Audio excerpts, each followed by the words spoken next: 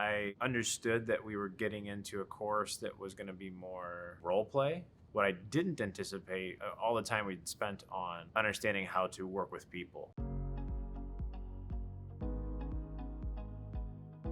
How to, motivate people, care about diversity, learn people's strengths, work to those, and build people up. Those were things I didn't know I'd be getting into, but was super grateful we did. And the role play aspect I found super helpful. It took us out of like the theoretical and put us in the practical. We were dealing with problems. They were, loopy and a little bit zany at times, but still they were problems that you could, definitely come across in a construction site. You had to think on your toes, admit where you screwed up, and try to assess the damage and move on. Come up with a solution, hopefully, and then move on. Yeah, it was good to actually get action put to the theories you were learning. You'll hear the phrases, "Oh, we'll figure that out later," or we'll just, cross our fingers. Like that kind of terminology gets thrown around a lot in planning and in meetings. Essentially what they're doing is relying on luck. They're not actually putting any time or thought or effort into trying to find a solution or a path forward. That was one of the moments where I realized that's what a construction manager is. Like, they're the person that picks that ball up. They're the one that takes responsibility for that. When it came to diversity, it was most helpful to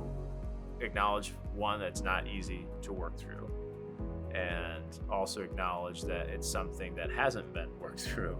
As an industry, there are a lot of holes in how we've approached diversity, and it was also good to hear how direct both Jason and Mary were on that subject. Jason flat out was like, if you're a white male in this room, like, you've already got a leg up, and you already have a voice. So you have an opportunity to use that. Whether you do or you don't is up to you. But just know, you've already got that voice, and you don't have to worry about as much of the silencing and just backlash other people will get that don't have that privilege.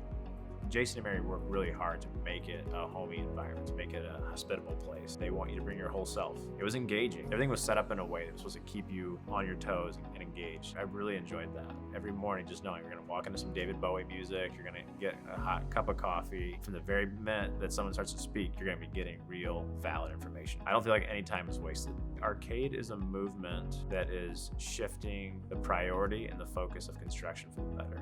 It's a really worthwhile place. People should come into this with a mindset that they're gonna learn something, but also to Jason's experience is pretty phenomenal, and Mary's as well. My name is Levendoski. I am a operations manager at Gage Design Group.